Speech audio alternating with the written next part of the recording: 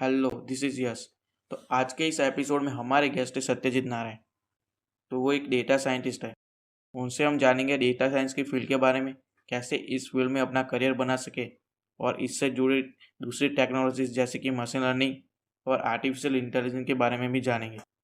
अभी रिसेंट में जो चैट जीपीटी और एआई चैट बॉक्स की हाइप बन रखी है लोगों के बीच में, उस पर भी बात करेंगे।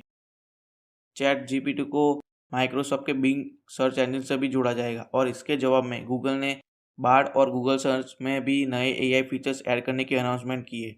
इसके अलावा क्योरा नाम की फेमस क्वेश्चन आंसर वेबसाइट ने भी अपना खुद का पीओई नाम का चैटबॉक्स लॉन्च करने की अनाउंसमेंट की है। ये कुछ बड़ी कंपनीज है जिनके पास ढेर सारा डेटा है और वो इससे अपना चैटबॉक्स बना सकती है। तो आपको इस वीडियो में ये टेक्नोलॉजीज कैसे वर्क करती है उसका अंदाज़ा हो जाएगा। तो मिलते हैं सत्यजीत नारायण से।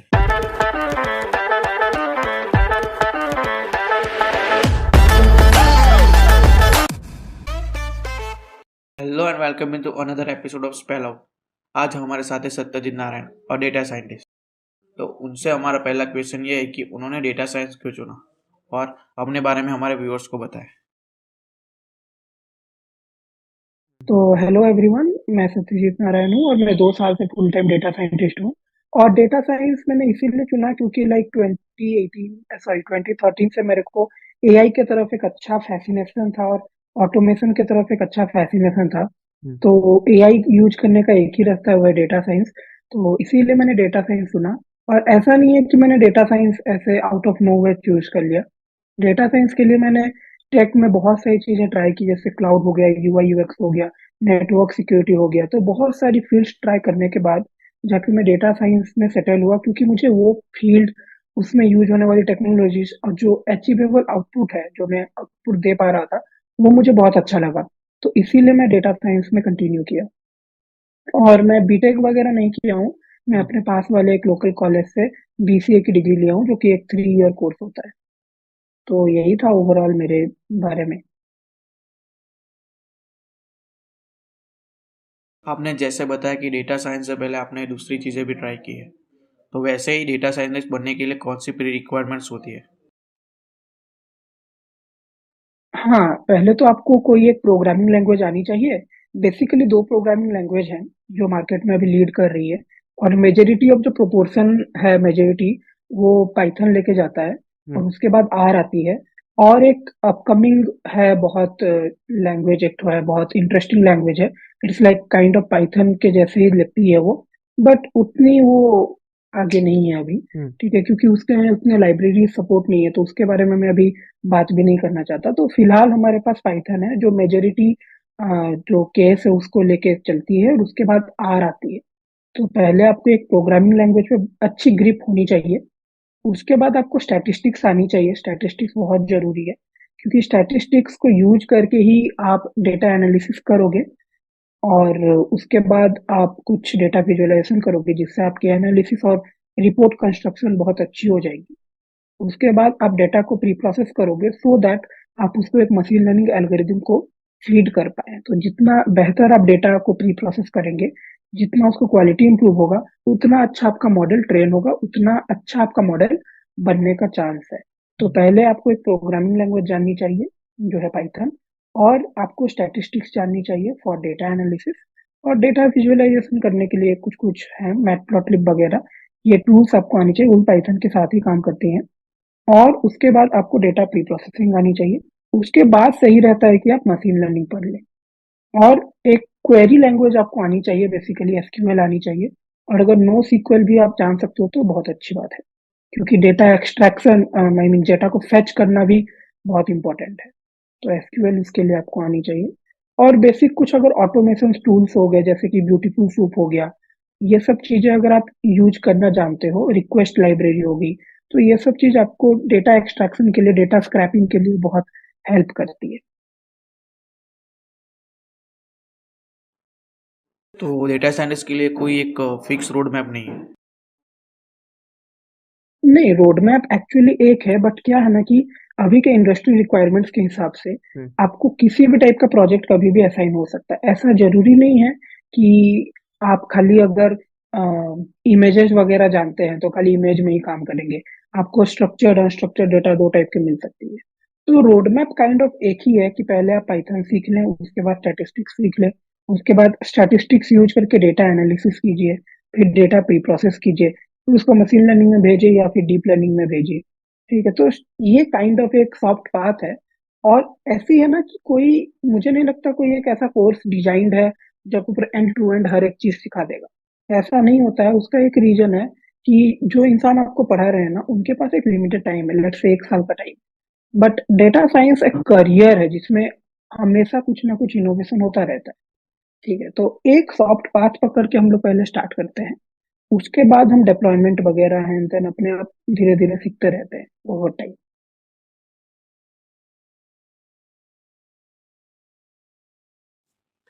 आपने पहले एआई की बात की, उसके बाद मशीन लर्निंग की। तो ये जो दोनों टेक्नोलॉजीज है एक दूसरे के साथ कैसे कनेक्टेड है, और इसमें एक डेटा साइंटिस्ट का क्या रोल होता है?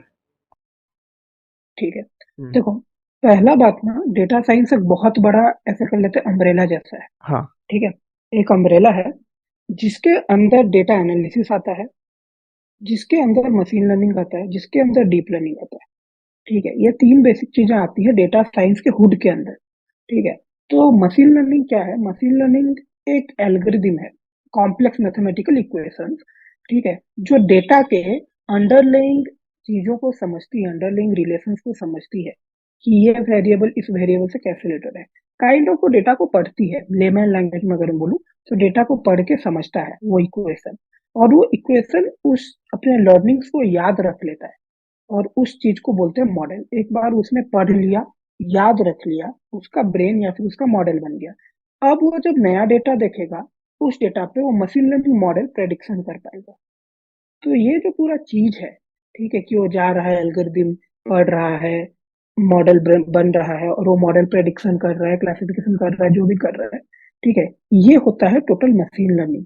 ठीक है, तो जो हम्म। मशीन लर्निंग लर्निंग एल्गोरिदम्स होते हैं या फिर कॉम्प्लेक्स मैथमेटिकल इक्वेशंस होते हैं, जो डेटा को समझते हैं और याद रख लेते हैं और फ्यूचर में उसका यूज कर सकते हैं।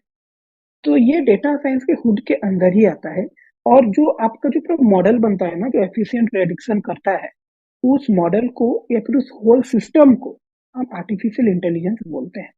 फॉर एग्जाम्पल, जो आईफोन के जो कैमराज होते हैं, ठीक है, या फिर ऊपर में जो नॉच है या फिर डायनामिक आइलैंड है, जो भी है, हम्म। उसमें हमारे सेंसर्स लगे हुए हैं जो 3D मैप बना लेते हैं हमारे फेस का, और फिर फेस को मैनेज करते हैं। राइट, तो उसको हम लोग एआई बोल रहे हैं। क्यों? क्योंकि उसमें एक आईओटी डिवाइस लगा हुआ है, एक सेंसर लगा हुआ है। ठीक है, वो सेंसर क्या करता है? 3D मैपिंग करता है हम लोग के फेस का। तो उस चीज को एक डीप लर्निंग या फिर मशीन लर्निंग का जो सिस्टम है, वो उसको पढ़ता है और आपके माइन्यूट डिटेल्स को याद रखता है। फॉर एग्जाम्पल, मेरे आंख का ये वाला पॉइंट और ये वाला पॉइंट का जो डिस्टेंस है, आपके आंख के पॉइंट से अलग होगा। ठीक है, मेरा जो नोज साइज है, मेरा जो फोरहेड साइज है, वो आपके फोरहेड साइज से अलग होगा। तो ऐसे करके, क्योंकि 3D मैथ बना लेता है, क्योंकि वो 3D मैथ बना लेता है हर एक चीज का, तो वो ना क्या करता है कि बहुत एफिशिएंट कैलकुलेशन करके आपको मेरे से डिफ्रेंशिएट कर पाता है। तो उसको हम लोग एआई बोलते हैं। बट उसके पीछे चल क्या रहा है? कैलकुलेशन, मैथमेटिक्स और डीप लर्निंग। तो हम्म। वही चीज है, जो एंड प्रोडक्ट है उसको हम एआई बोलते हैं। सिंपल सा चीज। हम्म। लाइक अभी जो ये एआई है, आप इसे फ्यूचर में कैसे देखते हो? एआई, अभी बहुत लोग बहुत कोर्स भी ये बोल के मार्केट करते हैं कि एआई अपकमिंग टेक्नोलॉजी है, हाँ। आपको अपकमिंग टेक्नोलॉजी में टाइम इन्वेस्ट करना चाहिए। एआई कोई अपकमिंग टेक्नोलॉजी नहीं है। ठीक है, हम्म। एआई बहुत पहले से है, 1970s 1960s से मशीन लर्निंग ये सब चीजें एग्जिस्ट करती थी। अभी वो इसीलिए सामने है क्योंकि अभी हमारे पास डेटा बहुत है। ठीक है, हम्म। पहले क्या था? गूगल असिस्टेंट नहीं था। 2007 में आई गेस आईफोन पहले आया था। हाँ। उसके बाद सीरी आए, उसके बाद गूगल असिस्टेंट वगैरह सब आए। ठीक है, उससे पहले तो गूगल असिस्टेंट नहीं था, सीरी नहीं था। तो हमारे पास ना एनफ डेटा नहीं था प्रोसेस करने के लिए। ठीक है, जिससे हम मॉडल ट्रेन कर पाए, जिसको एल्गोरिदम सीख पाए। तो एफिशिएंट और अच्छा डेटा चाहिए। हम्म। वही होता है ना डेटा साइंस में, पहले डेटा को हाँ। फेच करते हैं, फिर डेटा को एनालाइज करके क्लीन करते हैं। तो ये जो बड़ा सा प्रोसेस है, जो 80% ऑफ द टाइम अराउंड ले लेता है, वो प्रोसेस होने के लिए हमारे पास डेटा चाहिए। तो डेटा था ही नहीं ना हमारे पास। तो मशीन लर्निंग, डीप लर्निंग या फिर आर्टिफिशियल इंटेलिजेंस आज की चीज नहीं है। वो अभी फॉर्म में इसीलिए है क्योंकि उसके जो रिक्वायरमेंट्स है अभी इस टाइम पे फुलफिल हो रहे हैं 21st सेंचुरी में, हम्म। इसीलिए वो इतना हाइप में है। ठीक है। और एआई आगे चल के मैं ये देख रहा हूँ कि आगे का हम अभी नहीं बात करते, पहले अभी का बात कर रहे हैं चैट जीपीटी। हाँ। ठीक है। चैट जीपीटी एक बहुत पावरफुल टूल है जो ओपन एआई ने बनाया है। ठीक है। हम्म। लोग पागल है उसके पीछे। और हाँ। इवन मैं बोल रहा हूँ ना, मैं बहुत सारे कम्युनिटी फोरम्स में मेंबर हूँ, तो मैंने बहुत जो डेवलपर्स है ना उनको बहुत थिंकिंग करते हुए देखे हैं कि भाई वे लोग बहुत सोचते हैं, एक्सेस सोच रहे थे कि चैट जीपीटी में नौकरी खा लेगा, ये हो जाएगा वो हो जाएगा। हाँ। ठीक है। तो ये जो AI will take over human jobs, mainly जब हम लोग एआई के फ्यूचर का बात करते हैं तो ये पार्ट बहुत ज्यादा हाईलाइट होता है। हाँ। ठीक है, कि AI will take over human jobs. देखो, कोई भी ऑटोमेशन टेक्नोलॉजी हमेशा ह्यूमन जॉब्स लेती है, यह बात सच है। ठीक है। हाँ। इसीलिए तो ये हाँ। बनाया जाता है। हाँ, उसी लिए बनाया जाता है क्योंकि उनका कॉस्ट कम लगे, टाइम कम लगे। हम्म। ठीक है। अभी क्या है कि मैं आपको एक ऊपर ऊपर से एग्जांपल देता हूँ। पहले ना हार्डवेयर लेवल पे ऑटोमेशन होते थे। खोदने के लिए हम लोग पहले बहुत सारे इंस्ट्रूमेंट्स यूज करते थे, जो हम लोग मिट्टी खोदते थे, जैसे स्पेड वगैरह हो गया। बट उसके बाद जेसीबी आ गया, जो आते हैं ना वो हाँ। जेसीबी खुदाई वाला मशीन, हाँ। उस टाइप के मशीन आ गए। तो वो मशीन के लेवल पे ऑटोमेशन हो गया। ठीक है। हम्म। पहले फार्मर लोग फार्मिंग करते थे बहुत मेहनत करके। ठीक है। बुलक कार्ट्स लगाते थे, बहुत सारी चीजें यूज करते थे, बट उसके बाद ट्रैक्टर आ गया। ठीक है। तो ऑटोमेशन हमेशा से हो रहा है। ठीक है। Even the very beginning of human civilisation, जो व्हील है, वो भी मतलब ह्यूमन लाइफ को इजी करने के लिए बनाया गया है।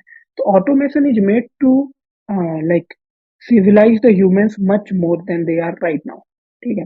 बट उससे डर जाना ना एक प्रॉब्लम है। फॉर एग्जाम्पल, जब कैलकुलेटर्स आया तो कैलकुलेटर्स ने कभी भी मैथमेटिशियंस को रिप्लेस नहीं किया।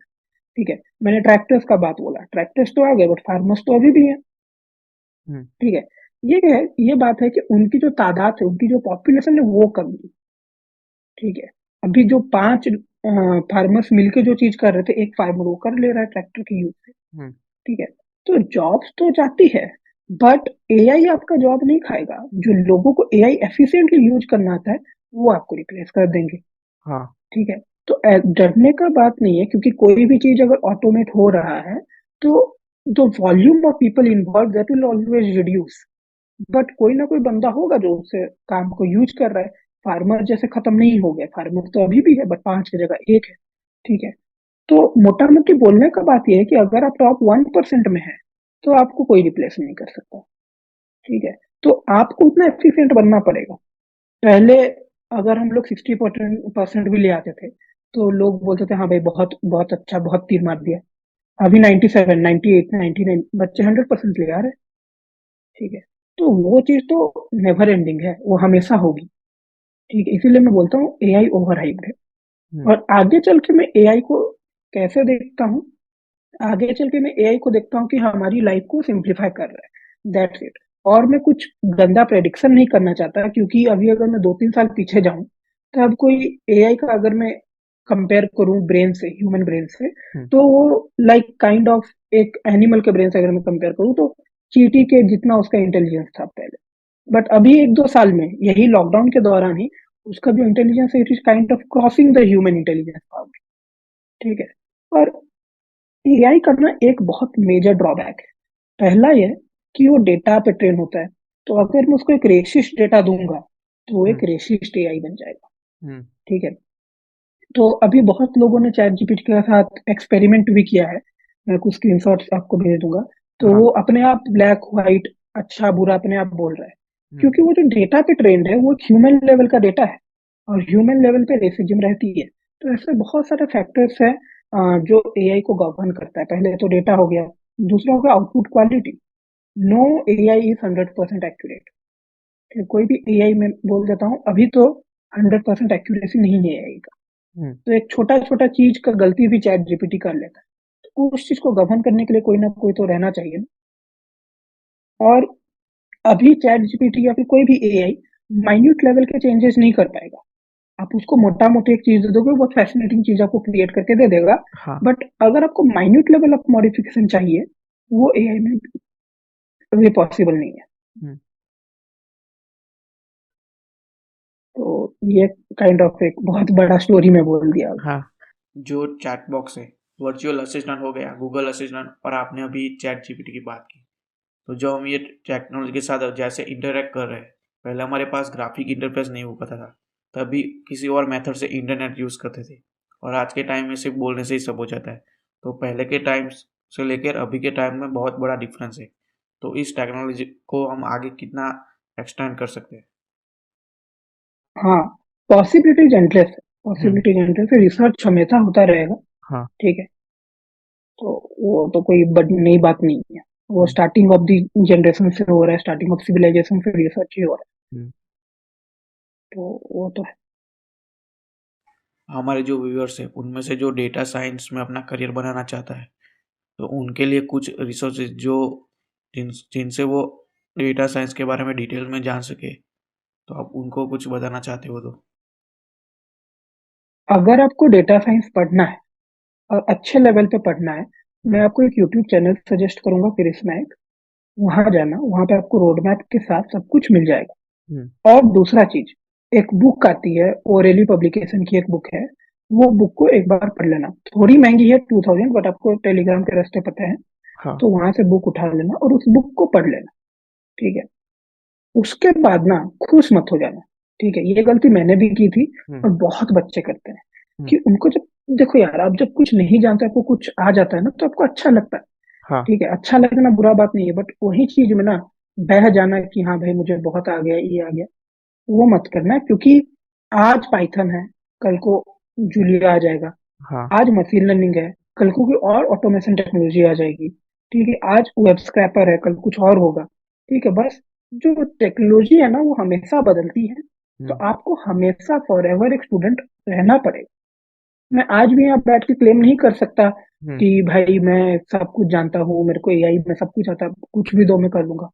मैं आज तो नहीं बोल सकता, इवन तो मैं बहुत बड़े बड़े क्लाइंट्स के साथ, गवर्नमेंट ऑफ इंडिया के साथ काम कर चुका हम्म। हूँ। ठीक है, मैंने बहुत सारे प्रोजेक्ट्स बनाए हैं। फिर भी मैं नहीं बोल सकता, वो कॉन्फिडेंस है मेरे में कि मैं करूंगा। हम्म। बट मैं कभी भी ये नहीं बोलूंगा कि बिना पूरा प्रॉब्लम स्टेटमेंट को सुनने में उस पर कोई भी कंक्लूजन दे।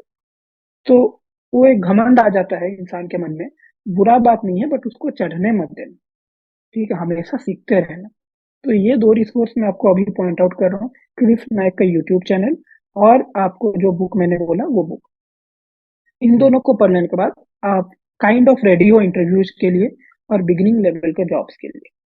और एक चीज मैं आपको बोलूंगा कि एक रिक्वेस्ट बोल के लाइब्रेरी आती है, ब्यूटीफुल सूप बोल के लाइब्रेरी आती है, और हम्म। सेलिनियम बोल के एक आता है, पूरा का पूरा सिस्टम है सेलिनियम का। ठीक है, इन तीन चीजों को आपको जानना चाहिए। बहुत लोगों को नहीं पता है, बस जानना चाहिए। क्यों जानना चाहिए? क्योंकि एक बहुत बड़ा पार्ट होता है डेटा साइंस का, फैचिंग द डेटा। तो बहुत लोग ये सोचते हैं, बहुत कोर्सेस में भी ये सिखाया जाता है कि डेटा खाली डेटाबेस से आता है। नहीं आता। हम्म। डेटा खाली डेटाबेस से आता रहता तो जिंदगी बहुत आसान होती, एसक्यूएल चला के, क्वेरी चला के हम कुछ भी ले आते हैं। बट डेटा आपको स्क्रैप करके लाना पड़ेगा। डेटा आपको काइंड ऑफ खोद के निकालना पड़ता है इंटरनेट से। हम्म। ठीक है, तो उसके लिए आपको वेब स्क्रैपिंग आनी चाहिए थोड़ी मोड़ी। तो जो ऑटोमेशन टूल्स है, सेलिनियम हो गया, उसके बाद जो वेब स्क्रैपर में बोला, ब्यूटीफुल सूप, रिक्वेस्ट लाइब्रेरी, हम्म। ये सब ना छोटी छोटी लाइब्रेरी हैं जो आपको काइंड ऑफ आनी चाहिए। हैंड्स ऑन रखिए। पूरा 100% नॉलेज तो आपको अभी नहीं आ सकती, काम करते करते ही आएगी। और एसक्यूएल एल्केमी हो गया, या फिर पाइस्कॉप जी2 बोल के एक लाइब्रेरी आती है। ये सब लाइब्रेरी जो आपको आनी चाहिए, सो दैट आप पाइथन से एसक्यूएल को कनेक्ट करके यूज कर हम्म। सकें। ये भी जरूरी है। तो ये कुछ कुछ इंस्ट्रूमेंट्स हैं, टूल्स हैं, जो आपको शायद उनके चैनल पे मिले ना मिले, नॉट वेरी श्योर। बट ये सब भी अगर आप पढ़ लोगे तो आपके लिए अच्छा रहेगा। हम्म। ओके। आपने कई प्रोजेक्ट्स पे काम किया होगा, तो उनमें से आप कुछ प्रोजेक्ट्स के बारे में हमारे व्यूअर्स के साथ शेयर करना चाहते हो तो? देखो, पर्सनली मैंने तो बहुत सारे प्रोजेक्ट पर काम किए हैं, बट एक दो जो प्रोजेक्ट्स हैं वो मेरे को बहुत अच्छे लगे थे, जो मुझे हमेशा याद रहेंगे। तो हम्म। उसमें से एक प्रोजेक्ट ये था कि मुझे एक साइन लैंग्वेज डिटेक्शन सिस्टम बनाना था। सॉरी। तो साइन लैंग्वेज डिटेक्शन सिस्टम क्या होता है? तो साइन लैंग्वेज डिटेक्शन सिस्टम क्या होता है कि एक साइन लैंग्वेज डिटेक्शन सिस्टम आपके जो हैंड के जेस्चर्स है उसके हिसाब से कैलकुलेट करता है कि आप क्या बोलना चाहते हैं। हम्म। फॉर एग्जाम्पल एक normal sign language detection system क्या करेगा, इसको हाई बोलेगा, ठीक है, हम्म। और इसको ओके बोलेगा, इसको नॉट ओके बोलेगा। तो इसमें क्या हो रहा है ना कि एक ही साइन है जो वो देख रहा है, वो समझ रहा है, बट मैंने जिस पे काम किया था वो काइंड ऑफ मोशन डिटेक्ट करता था। हम्म। फॉर एग्जाम्पल अगर मैं ऐसे कर रहा हूँ तो दैट विल बी हाई, अगर मैं ऐसे स्टॉप करके रखा हूँ that will be 5, that will not be high. ठीक है, हम्म। तो मोशन को डिटेक्ट करता था उसके एंड पॉइंट थे। तो ये सब कैलकुलेशन थोड़ी सी इंटरेस्टिंग हो जाती है। तो ये एक प्रोजेक्ट था जो मैंने किया हुआ था। और एक प्रोजेक्ट मैंने किया था जो इन्वॉल्व करता था बेसिक स्टैटिक इमेजेस, मतलब वीडियो फीड ही लेता था but it was working not on motion. तो वो क्या करता था कि बहुत सारे जो प्लांट्स हैं उनके जो लीव्स होते हैं, लीव्स के स्ट्रक्चर को देख के उनके अंदर जो डिजीज है उस डिजीज को आइडेंटिफाई करता था। हम्म। तो एक मल्टी क्लास क्लासिफिकेशन मॉडल था जो बहुत सारे डिजीजेज में क्लासिफाई कर पाता था। तो ये सब कुछ प्रोजेक्ट्स है जो अच्छे लेवल के थे। तो हमने आपके कुछ प्रोजेक्ट्स के बारे में बात की। तो जो अभी बिगिनर है, जो अभी स्टार्ट कर रहा है, तो उनको किस टाइप के प्रोजेक्ट्स करने चाहिए? देखो, अगर आप अभी जस्ट पढ़ना स्टार्ट कर रहे हो, हम्म। ठीक है, तो पढ़ते पढ़ते आपको प्रोजेक्ट बना लो, वही आपके लिए एक अच्छी लर्निंग प्रोसेस होती है। कैसे, मैं बताता हूँ। एक डेटा सेट आता है, आप कैगल पे आपको मिल जाएगा, हाँ। Attrition data set. उसमें बहुत ज्यादा कॉम्प्लेक्सिटी नहीं है, ठीक है। तो फॉर एग्जाम्पल आपने पाइथन सीख लिया, वेल एंड गुड। पाइथन पे पहले अपना लॉजिक बिल्डिंग थोड़ा सा स्ट्रॉन्ग करो, हैकर रैंक वगैरह पे जाओ। आपको मैं प्रॉपर डीएसए करने नहीं बोल रहा हूँ, बस लॉजिक बिल्डिंग कर लो, ठीक है। उसके बाद क्या है कि जैसे जैसे आप स्टैटिस्टिक्स सीख लिया, आपने स्टैटिस्टिक्स सीख लिया, फिर आपके जो नॉलेज है उस नॉलेज को आप पाइथन में अप्लाई करोगे, एनालिसिस करोगे। तो उस टाइम के आपको पैंडास और नंपाई सीख लेना है, और तभी आपको कैगल से एट्रिशन डेटा सेट को लाना है और अपने स्टैटिस्टिक्स के नॉलेज को उस पर अप्लाई करके स्टार्ट कर देना है प्रोजेक्ट। जैसे जैसे आप चीजें सीखते जाओगे वैसे वैसे आप उस एट्रिशन डेटा सेट को लगाते जाए, ठीक है। और अगर प्रॉब्लम्स नहीं है तो कैलकुलेटिवली एक दो प्रॉब्लम्स क्रिएट कर देना डेटा सेट में। फॉर एग्जाम्पल अगर डेटा सेट में मिसिंग वैल्यूज नहीं है, जाओ एक्सेल में दो तीन उड़ा दो रैंडम, ठीक है, फिर कैलकुलेट करके उड़ा दो जैसे आपको ठीक लगे। अगर आउटलायर्स नहीं है तो एक दो नंबर बढ़ा के डाल दो उसमें, ठीक है। हम्म। तो वैसे अगर नहीं है कोई प्रॉब्लम तो प्रॉब्लम क्रिएट करके उस प्रॉब्लम को सॉल्व करना सीखो। क्योंकि आप एक डेटा सेट अगर पकड़ के जाओगे ना स्टार्टिंग से लेकर एंडिंग तक, तो आपका एक सेमी माइनर प्रोजेक्ट हो ही जाएगा, ठीक है। तो एट्रिशन डेटा सेट आप पकड़ लो, उसको स्टार्ट करो, उसको पहले देखो, एनालिसिस रन करो, उस पे कुछ अच्छे ग्राफ्स बनाओ, पाई चार्ट हो गया, बार ग्राफ हो गया, लाइन चार्ट हो गया, ये सब चीज बनाओ। उसके बाद क्या हुआ कि उसमें जो भी प्रॉब्लम्स है उसको प्री प्रोसेसिंग के थ्रू ठीक करो। उसके बाद उसको एक मशीन लर्निंग मॉडल में डाल दो, वो काइंड ऑफ क्लासिफिकेशन है। तो डिसीजन ट्री हो गया, फिर लॉजिस्टिक रिग्रेशन हो गया, देखो कि कैसे मॉडल काम कर रहा है। उसके बाद hyper parameter tuning, cross validation, ये सब चीजें सीखो ताकि आपके मॉडल और ज्यादा फाइन ट्यून हो, उसको अप्लाई करो। तो आप ना एक डेटा सेट पकड़ लिए, उस डेटा सेट को पकड़ के पूरा का पूरा प्रोसेस आप समझ गए। बीच में डेटा सेट चेंज करना थोड़ा सा अवॉइड करना। क्यों? क्योंकि बहुत सारे कॉलम्स होते हैं, और अगर आप डेटा सेट बार बार चेंज करते रहोगे तो को हर एक डेटा सेट के बारे में चीजें याद रखनी पड़ेगी। तो अच्छा है कि स्टार्टिंग के लिए एक ही डेटा सेट पकड़ो, उसी को पकड़ के आगे बढ़ो। उसके बाद ध्यान देना थोड़ा डिप्लॉयमेंट पे, क्योंकि हम्म। आजकल इंटरव्यूज में बहुत ज्यादा डिप्लॉयमेंट को देखा जाता है। आप चाहे वेब डेवलपमेंट भी करें तो भी मैं आपको एक चीज बोलूंगा, गिटहब पे तो आपका कोड रहना चाहिए, ठीक है, वो अच्छी हम्म। जगह है। बट अगर आप एक वेबसाइट बना के उसको लाइव कर पा रहे हो ना, तो हम्म। उससे नेक्स्ट लेवल की चीज कुछ है नहीं। हाँ। अगर मैं एज ए रिक्रूटर बात करूं, मैं मेरे पास आपकी रेज्यूमे है, मैंने आपके गिटहब पे गया, मैंने आपके प्रोजेक्ट देख लिए, हम्म। मुझे अच्छे लगे, ओके, गुड। अगर एक दूसरा बंदा है जो आपके जितना एजुकेटेड है, आपके जितना मार्क्स भी लाया है, पूरा सेम डिट्टो प्रोजेक्ट किया हुआ है, हम्म। ठीक है, बट उसके जो रेज्यूमे में एक लिंक है एक हाँ। वेबसाइट का, हम्म। उस लिंक पे मैं क्लिक करता हूँ, उसका पोर्टफोलियो वेबसाइट खुल जाता है। हाँ। उसमें माई प्रोजेक्ट्स का एक बटन है, उस पे जाता हूँ, सारे के सारे प्रोजेक्ट्स वहीं पे लिस्टेड है। प्रोजेक्ट्स पे क्लिक करके मैं उसके पूरे प्रोजेक्ट को लाइव देख रहा हूँ बैठ के इंटरनेट हाँ। की यूज, हम्म। ठीक है। तो उससे नेक्स्ट लेवल की चीज कुछ है नहीं। मैं ऑब्वियसली सेकंड वाले बंदे को चूज करूंगा क्योंकि हम्म। अब मुझे पता है कि इसको सर्वर्स का नॉलेज है, इसको क्लाउड का नॉलेज है, इसको एपीआई का नॉलेज है, ठीक है। वो बंदा सिलेक्ट हो गया, जबकि हम्म। प्रोजेक्ट सेम किए थे दोनों, हाँ। बट थोड़ा सा ना ऑपरेशन में उनका आगे निकल गया सेकंड वाला बंदा। तो अगर आप मशीन लर्निंग मॉडल बना रहे हो तो उसको डिप्लॉय करना भी सीख। ठीक है, फ्लास्क हो गया, बहुत अच्छा टूल है। जैंगो हो गया, वो भी एक अच्छा टूल है। छोटा सा वेबसाइट बना दो, आपको कोई नहीं बोल रहा हाई लेवल के मीडिया क्वेरीज वगैरह सीएसएस के सीखने के लिए। हम्म। नॉर्मल वेबसाइट बनाओ, डाल दो।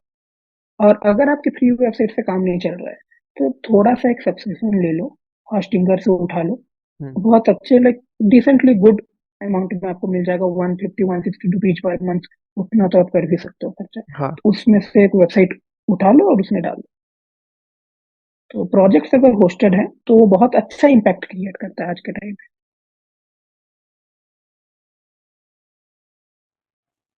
आपने अभी रिज्यूमे की बात की, सही है वो कि रिक्रूटर को आपका कोड देखने में कोई इंटरेस्ट नहीं है, आपको सिर्फ उनको अपना डिप्लॉयमेंट दिखाना है। तो मैंने भी देखा है कई लोगों की अपने रेज्यूमे को क्लिकेबल नहीं बनाते, क्योंकि आपका रिज्यूमे क्लिकेबल होना अब बहुत ज़रूरी हो गया है। क्योंकि रिक्रूटर इतनी मेहनत नहीं करेगा कि आपकी ईमेल आईडी या आपने जो भी लिंक प्रोवाइड किया उसको कॉपी करेगा, फिर ब्राउज़र ओपन करेगा, फिर उसमें जाके वो लिंक या आपने जो भी प्रोवाइड किया है वो पेस्ट करेगा। इतनी मेहनत कोई नहीं करता। पे। उतना मेहनत कोई नहीं करने वाला, उसके पास बहुत काम है। हाँ। उसके पास बहुत बंदे, बंदों की बहुत भीड़ है। हाँ, उसके पास ऐसे बहुत लोग आते होंगे। ठीक है, तो हाँ। हाँ, तो रेज्यूमे हमेशा आपका क्लिकेबल रहना चाहिए। हम्म। अगर आपका फोन नंबर चलो रहने देते हैं, बट आपकी ईमेल हो गया, आपका हाँ। गिटहब लिंक हो गया, आपका लिंक्डइन प्रोफाइल हो गया, आपका वेबसाइट लिंक हो गया, एटलीस्ट ये सब चीजें क्लिकेबल हो तो अच्छी है। हाँ। एट लास्ट आप हमारे जो भी व्यूअर्स हैं जो कि डेटा साइंस और एआई की फील्ड में अपना करियर बनाना चाहते हैं, उनके लिए एडवाइस देनी हो तो वो कौन सी रहेगी? देखो क्या होता है ना कि स्टार्टिंग स्टार्टिंग में बहुत ओवरवेलमिंग लगती हैं ये चीजें। ठीक है, और अगर डर भी लगे तो भी ठीक है। मैं समझ सकता हूँ क्यों आपको डर लगता है, क्योंकि ना कि AI in itself is very vast. ठीक है, और एआई में ना दो चीजें होती है, एक तो एप्लीकेशन होती है, एक रिसर्च होती है। मैं और majority of the college students are towards the application side. कोई अपना खुद का रिसर्च करके मैथ लगा के एल्गोरिथम नहीं बना रहा। ठीक है, तो उतना डरना मत कि भाई लोग बोलते हैं बड़े बड़े टर्म्स, कैलकुलस चाहिए, लीनियर अलजेब्रा चाहिए। हम्म। भाई जितना चाहिए आपको आता है, आपको करते करते आ जाएगा। थोड़ा मोड़ा कैलकुलस चाहिए, उतना नहीं कि भाई पूरा बैठ के कर रहे हो पेपर पेन लगा के। नहीं, उतना भी नहीं है, क्योंकि आपको जानना चाहिए मैथमेटिक्स में, मना नहीं करूंगा। और यूज भी होता है मैथमेटिक्स, ये सच बात है, बट जितना बोला जाता है ना वो थोड़ा ओवर हाइप हो जाता है। हम्म। ठीक है, और जब आप नई नई चीजें सीखते हो, मैंने भी जब सीखा था, तो आपको जब कुछ नहीं आता है, नील पूरा जीरो, ठीक है, तब थोड़ी सी आप में वो घमंड टाइप की आ जाएगी। तो उसको इग्नोर कर देना, क्योंकि आपको फॉर एवर सीखते रहना है। और हमेशा कोई ना कोई बंदा है जो आपसे ऊपर बैठा हुआ है। ठीक है, और एक बात, अगर आप स्टार्ट कर रहे हो ना, लोग बहुत चीजें बोलते हैं कि ये प्रोग्रामिंग लैंग्वेज सीख लो, डीएसए सीख लो, ये सीख लो, वो सीख लो। देखो, वो ना एक जनरल पर्सपेक्टिव की बात करते हैं। मैं हम्म। आपको एक ट्रू पर्सपेक्टिव देने का ट्राई करूंगा यहाँ पे, कि आप सीखो डीएसए, मना नहीं है। बट आप ना अपना टाइम कैलकुलेट कर लो। अगर आप एक एवरेज इंजीनियरिंग स्टूडेंट हो जिसके पास 4 साल है, तो स्टार्टिंग में आप सी या फिर सी प्लस प्लस से स्टार्ट कर सकते हो। बट अगर आप कोई ऐसे टाइम में हो जिसमें 1 साल या फिर 2 साल या फिर 1.5 ईयर्स है, जब आपके प्लेसमेंट स्टार्ट हो जाते हैं, या फिर आपको कंपनी में अप्लाई करना है 1 साल या फिर 1.5 साल के अंदर, तब आप सी प्लस प्लस स्टार्ट करके डीएसए करोगे, आपका टाइम वेस्ट हो जाएगा। हाँ। तो अगर आपके पास बहुत कम टाइम है, एमसीए वगैरह कर रहे हो, एमसीए में 6 महीने निकल गए, ठीक है, या फिर बीसीए कर रहे हो, आपका 1-1.5 साल बचा हुआ है, अगर आपका प्लेसमेंट बीसीए कॉलेज में होता है then you are kind of lucky. But फिर भी अगर आपको जॉब लेनी है बीसीए के बाद, जैसे मैंने किया, तो 1-1.5 साल बचा है, तो उस 1-1.5 साल में आपको सी प्लस प्लस सीख के फिर डीएसए सीख के आपके लिए थोड़ा सा टाइम वेस्ट हो जाएगा। बेटर होगा पाइथन उठा लो। 1-1.5 महीना, 1-2, मैक्सिमम से मैक्सिमम 3 महीना दो डेटा स्ट्रक्चर एल्गोरिथम को। पाइथन एक्सेलेंट लैंग्वेज है। ठीक है, हम्म। और सारे कंपनीज ऑलमोस्ट पाइथन लेते हैं। ठीक है, गिग्स और गिग्स में जाओ, अपना लॉजिक बिल्डिंग पे बेसिक ध्यान दो। अगर आपको डेटा स्ट्रक्चर एल्गोरिथम नहीं करनी, क्योंकि डेटा साइंस में उतना जरूरत नहीं है उन चीजों का। ठीक है, वो बैकएंड में डेटा स्ट्रक्चर एल्गोरिथम बहुत काम आता है। बट डेटा साइंस हो गया, फ्रंट एंड हो गया, इसमें जरूरत नहीं है उतना खास कुछ डेटा स्ट्रक्चर एल्गोरिथम का। मैंने भी आज तक यूज नहीं किया वो चीज। ठीक है, तो आप 1-1.5 महीना दे सकते हो, उससे ज्यादा मत देना। सॉरी, 2-3 महीना दे सकते हो, उससे ज्यादा मत देना। नहीं हो रहा है, रहने दो। लॉजिक बिल्डिंग पे ध्यान दो। अगर लॉजिक बिल्डिंग उसमें भी नहीं हुआ तो भी घबराने की कोई बात नहीं है। प्रोजेक्ट्स अपने स्ट्रॉन्ग कर लो, रेज्यूमे अपने स्ट्रॉन्ग कर लो, वो आपको बहुत आगे लेके जाएगा। यकीन करो, मैं अपने खुद के एक्सपीरियंस से बोल रहा हूँ। मैंने भी दिया था 1.5 2 महीना डीएसए को। ठीक है, मेरे से नहीं हुआ तो मैंने उसको बोला कि ठीक है रुक जाओ, मैं बाद में कर लूँ। और जब मैं प्रोजेक्ट करता गया ना, वो अपने आप मेरे लॉजिक को बिल्ड करता गया, क्योंकि मैंने ना यूज केस इतने देख लिए। जब मैं पहला जॉब लिया उससे पहले मेरे पास 30 प्रोजेक्ट थे। ठीक है, तो मैंने बहुत सारे यूज केस ले लिए, और ये 30 वो प्रोजेक्ट जो मैंने कंप्लीट किए स्टार्टिंग से एंडिंग तक। डिप्लॉयमेंट नहीं किया था मैंने, बट मैंने पूरा का पूरा चीज कंप्लीट किया था। तो ऐसे कुछ प्रोजेक्ट्स हैं, 4 5 ऐसे ही प्रोजेक्ट्स हैं जो मैंने आधा करके छोड़ दिए। तो बोल सकते हो कि 30+ काइंड ऑफ प्रोजेक्ट्स का एक्सपीरियंस था मेरे पास, जो कि एनॉर्मस है, बहुत ज्यादा है वो। ठीक है, उतनी आपको करने की जरूरत नहीं है। ठीक है, मेरे पास उतना टाइम था, मैं करता गया। मैं दिन भर बैठता था इसके सामने, मैं करता रहता था। ठीक है, तो आप प्रोजेक्ट्स पे ध्यान दो। प्रोजेक्ट पे इतना करोगे ना कि आपके दिमाग में खुद इतने सारे प्रॉब्लम्स आप खुद देख लोगे कि आपका लॉजिक बिल्डिंग अपने आप हो जाएगा। जब मैं कंपनी में गया तो मेरे मैनेजर ने मेरे को एक प्रॉब्लम दिया, मैंने फटाक से उसका आंसर दिया कि ठीक है इसको इस अप्रोच से कर देंगे, मस्त चलेगा। ठीक है, और मैंने वो अप्रोच भी ट्राई किया एंड इट वर्क फाइन। ठीक है, तो ये है कि आपको पता भी नहीं चलेगा प्रोजेक्ट करते करते कब आपका दिमाग चलने लगेगा, लॉजिक बिल्डिंग हो जाएगा। तो ज्यादा टाइम वेस्ट मत करो। पढ़ रहे हो, क्रिस नायक का वीडियोस देख लो स्टार्टिंग में, पाइथन वहाँ उनसे भी सीख सकते हो। नहीं तो एक है टेल्यूस्को नाम का चैनल है, उन्होंने पाइथन बहुत अच्छे से कवर किया है, वहां से सीख लो। तो कोड बेसिक्स से सीख लो, कोड विथ है उनसे सीख लो। ठीक है, पाइथन का प्रोग्रामिंग सीख लो। क्रैश कोर्स अभी मत देखो, 1 1.5 साल है आपके पास, अच्छे से पाइथन पे ग्रिप बना लो। Oops, जरूरी है, हाँ या ना में कंपनी को कंपनी डिपेंड करता है। अगर आप कोई कंपनी में गए जिसके जो आपको जहाँ पे जिस कंपनी में जो प्रोजेक्ट है वो उप्स के कॉन्सेप्ट पे बना हुआ है, तो आपको उप्स करना पड़ेगा यूज, नहीं तो नहीं करना पड़ेगा। ठीक है, जनरली हाँ या ना में ही रहता है। 50 50 में इसको लेके चलूंगा, हाँ जरूरत है, हाँ जरूरत नहीं है। ठीक है, तो उप्स पे अभी ध्यान मत दो। जनरेटर डेकोरेटर तक कर लो, लैम्बडा फंक्शन वगैरह जान लो अच्छे से। ठीक है, उसके बाद चाहे तो आप उप्स पकड़ सकते हो अगर थोड़ा सा टाइम एक्स्ट्रा मिलता है। उसके बाद पाइथन सीखने के बाद स्टैटिस्टिक्स में जंप कर जाओ, अच्छे से पढ़ो। इसमें के प्लेलिस्ट को पूरा कंप्लीट कर लो। स्टैटिस्टिक्स के ज्यादा वीडियोज नहीं है उसमें, वो कंप्लीट कर लो। उसके बाद एनालिसिस में घुसो, कैसे मैं एनालाइज करूंगा। मैटप्लॉटलिब, नमपाई, सीबॉन, पैंडास, इन सब पे अपना ग्रिप अच्छे से बना लो। सारे जो इनबिल्ट फंक्शन है वो उनको थोड़ा सा याद तो नहीं रहेंगे सारे के सारे, बट समझ जाओ कि ये ऐसे काम करता है, ये इस रीजन के वजह से। तो आपको उतनी बहुत हेल्पफुल होगी आपके लिए। उसके बाद थोड़ा डेटा विजुअलाइजेशन की तरफ जाओ कि चलो ये सब चीज है। उसके बाद हो सके तो उसके बाद डेटा प्री प्रोसेसिंग थोड़ा सीख लो, कैसे वेरिएबल्स चूज करते हैं कि ये होना चाहिए, वो पीसीए वगैरह एलडीए वगैरह ये सब हल्का फुल्का देख लो। उसके बाद उसके बाद मशीन लर्निंग एल्गोरिथम्स पढ़ लो। अराउंड 10 मशीन लर्निंग एल्गोरिथम अच्छे से आने चाहिए। ये थोड़ा सा क्रिटिकल पार्ट है, अच्छे से आने चाहिए। टाइम दो और अच्छे से सीखो इन चीजों को। उसके बाद कुछ प्रोजेक्ट्स कर लो, 3 से 4 प्रोजेक्ट एटलीस्ट इस पॉइंट पे आपके पास खत्म हो जाने चाहिए विथ डिप्लॉयमेंट। ठीक है, फ्लास्क वगैरह सीखो, हीरोकु सीखो कि कैसे डिप्लॉय होता है। डिप्लॉय करने के बाद अब आप बोल सकते हो कि मैं मशीन लर्निंग के लिए प्रिपेयर्ड हूँ इस पूरे चीज के बाद। ठीक है, उसके बाद आपको क्या करना है, डीप लर्निंग में जाना है। देखना है कि एएनएन क्या है, सीएनएन क्या है, आरएनएन क्या है, जीएनएन क्या है। तो इन सब चीजों पे आपके एटलीस्ट 2 3 प्रोजेक्ट्स बनने चाहिए। एक एनएलपी पे प्रोजेक्ट बना लो अच्छा खासा, और एक ओपन सी भी या फिर कंप्यूटर विजन जो होता है हम लोग का नॉर्मल कंप्यूटर विजन, उस पे एक अच्छा प्रोजेक्ट बना लो। तो सीखो कि सीएनएन, आरएनएन, एलएसटीएम कैसे काम कर रहा है, ट्रांसफॉर्मर, अटेंशन मॉडल। इन सब चीजों पे कृष्णा एक के चैनल पे अच्छे खासे प्लेलिस्ट बने हुए हैं, जाके आराम से देख पाओगे। ठीक है, आपको ज्यादा मेहनत करने की भी जरूरत नहीं है रिसोर्स के लिए। इतना हो जाने के बाद अब आप वो ओरेली का बुक पकड़ सकते हो, उसमें आपको थोड़ी डिटेल्स मिल जाएंगे, उसको पढ़ना, बायसेस के बारे में सीखना। ये इन सब चीजों के बारे में सीखने के बाद आप थोड़ा एसक्यूएल पे ध्यान देना।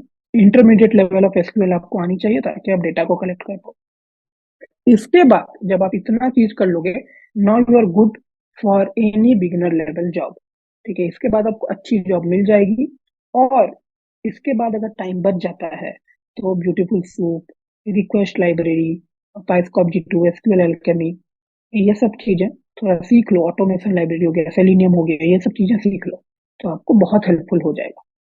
तो ये सब चीजें। और एक चीज जिसके बारे में अगर मैं डिस्कस ना करूं अभी इस पॉइंट ऑफ टाइम पे एज ए टेक पर्सन, तो उतना सही नहीं रहेगा, वो है रिसेशन। ठीक है, तो रिसेशन की चिंता मत लो, उसके मल्टीपल फैक्टर्स है। ठीक है, मल्टीपल फैक्टर्स है रिसेशन के, और उधर मैं घुसना नहीं चाहता हूँ अभी कि क्या क्यों रिसेशन होता है क्या नहीं। हम्म। अलग अलग कंपनीज के अलग अलग फंडे हैं। मेन तो ये है कि यूएस डॉलर अभी बहुत फ्लक्चुएशन कर रहा है, स्टॉक मार्केट उसका ऊपर नीचे हिला हुआ है, तो वो तो बहुत बड़ा चीज है। और भी बहुत सारे मल्टीपल फैक्टर्स हैं, जैसे जोमेटो फॉर एग्जांपल, क्या बोलते हैं उसको, इसके टाइम पे बहुत चलने लगा, लॉकडाउन के टाइम पे ऑनलाइन शॉपिंग करने लगे, अभी वो कम हो गया तो उनका डाउन हो गया वहां पे। हम्म। तो बहुत सारे फैक्टर्स हैं कि क्यों ले ऑफ्स हो रहे हैं। ठीक है, तो ले ऑफ्स का आप चिंता मत करो, अगर आप नॉर्मल इंजीनियरिंग कॉलेज में हो या फिर डेटा साइंस नहीं भी कर रहे हो, हम्म। तो अभी अभी ना टारगेट ये मत करो कि मैं प्रोडक्ट बेस्ड में ही जाऊंगा, मुझे अगर प्रोडक्ट बेस्ड नहीं मिला तो नहीं जाऊंगा। ठीक है, फैंग में ही जाऊंगा। तो चलो, फैंग में जाना बहुत अच्छी बात है, बट अभी इस पॉइंट ऑफ टाइम में ना आप एक्सपीरियंस के पीछे भागो, अपने स्किल्स के पीछे भागो। ठीक है, तो अगर आप अपना करियर बना लोगे ना, तो आपको आज निकाल भी देगा तो भी जॉब मिल जाएगी। एवरेज में जो ट्विटर या फिर फेसबुक या फिर गूगल से भी जो लोग फायर हो रहे हैं, गूगल तो खैर अभी रिसेंटली फायरिंग किया, अमेजोन हो गया, माइक्रोसॉफ्ट हो गया, ये सब चीजों से जो फायर हो रहे हैं, 3-4 महीना में उनको वापस जॉब मिल जा रही है मेजोरिटी लोगों को। ठीक है, फेसबुक वगैरह क्यों मिल रहा है? क्योंकि एक तो उनके पास एक ब्रांड वैल्यू आ गया, हम्म। फेसबुक में काम करके आया बंदा, मेटा में काम करके आया। दूसरा, उनको काम करना आता है। तो ना they they they are not job seekers, वो लोग जॉब नहीं ढूंढते हम लोग के जैसे। उन लोगों ने अपना करियर ही बना लिया है। ठीक है, उनको रिएक्ट आता है, उनको सब आता है। ठीक है, जावास्क्रिप्ट उनका कोर बहुत स्ट्रांग है, तो अपना कोर को स्ट्रांग कर लो। और अगर आप अभी जा रहे हो ना, तो थोड़ा सा स्टार्टअप्स की तरफ ध्यान दो। Startups are hiring in India. ठीक है, उनको बहुत ज्यादा रिसेशन का इफेक्ट नहीं पड़ा है फिलहाल। ठीक है, हाँ, जिसके क्लाइंट उधर बैठे हुए हैं उनके पास थोड़े से कम पैसे हो रहा है कि, सॉरी, हो सकता है कि आ रहे हो। और स्टार्टअप पे थोड़ा ध्यान दो। क्यों? दो चीजें हैं। एक तो हमें पैसा भी ठीक ठाक मिल जाता है, और दूसरा चीज ये है कि वहां पे ना आपको बहुत ज्यादा काम करना पड़ेगा। फॉर एग्जाम्पल, अगर एप्पल का मैं बात करूं, तो एप्पल में ना कंप्यूटर विजन इंजीनियर पूरा का पूरा अलग प्रोफाइल है, एनएलपी इंजीनियर पूरा का पूरा अलग प्रोफाइल है। हम्म। ठीक है, but in a startup data scientist एक ही नाम है, वही फेस रिकग्निशन कर रहा है, वो 5 चीजें और भी कर रहा है। वो हम्म। डेटा स्क्रैपिंग भी ला रहा है, डेटा को स्क्रैप करके वो एसक्यूएल भी चला रहा है। तो हम्म। वहां पर आपको सीखने के लिए बहुत ज्यादा मिलेगा। ठीक है, as compare to a big company, जहाँ पे अगर मैं उच कंपनीज की भी बात करूँ तो बेंच वगैरह होते हैं, तो वहाँ पे बैठा है तो वो झोल झमेला भी आपको नहीं पड़ना है। ठीक है, तो ये कुछ चीजें थी जो आपको ध्यान रखनी चाहिए। पहले अपना बेसिक स्ट्रॉन्ग कर लो, आपकी करियर बना लो, जॉब आपको मिल जाएगी। सिंपल सा बात है। हम्म। और अगर जॉब नहीं मिल रही है, फ्रीलांस प्रोजेक्ट्स उठाओ, हम्म। जाओ टेलीग्राम पे जाओ, फाइबर पे जाओ, जहां जाना है जाओ, फ्रीलांसिंग करते रहो। अपना खर्चा पानी भी निकलता रहेगा, आपके पास प्रोजेक्ट एक्सपीरियंस भी आएगा। और रेज्यूमे अपना एक चीज याद रखना, हर एक कंपनी के लिए अपना थोड़ा सा रेज्यूमे ट्वीक करना। अगर कोई कंपनी डीप लर्निंग चाहता है, हम्म। तो वहां पे आपके मशीन लर्निंग के प्रोजेक्ट को शोकेस करना उतना अच्छा नहीं हो। तो पहले डीप लर्निंग के प्रोजेक्ट फोकस करो, बाद में मशीन लर्निंग के भी डाल दो कि ये भी आता है। तो अपना रेज्यूमे फिल्टर करो, थोड़ा सा कोल्ड ईमेलिंग करो, कोल्ड डीएमिंग करो, जाके लिंक्डइन हाईरेक्ट बोल के एक बहुत अच्छा ऐप आता है, हाईरेक्ट। हम्म। आई गेस आईओएस पे है कि नहीं पता नहीं, एंड्रॉइड पे है। वहां पे जाओ, उससे बात करो और कोल्ड ईमेलिंग वगैरह करो, फॉलो अप्स लो, आपको अच्छी जॉब मिल जाएगी। और अपना पोर्टफोलियो प्रोजेक्ट्स बहुत अच्छे से करना, हम्म। और डिप्लॉयमेंट थोड़े से क्लाउड के बारे में भी जान जाओ, बहुत हेल्पफुल होगा। तो इस एपिसोड से सबको डेटा साइंस और आर्टिफिशियल इंटेलिजेंस के बारे में बहुत पता चला होगा। तो थैंक यू सत्यजीत भाई फॉर कमिंग हियर, और it's my pleasure to having you in this show. और इसी के साथ इस एपिसोड को यहाँ एंड करते हैं और मिलते हैं नेक्स्ट एपिसोड में। Till then keep being awesome. Thank you everyone, bye. Thank you भाई।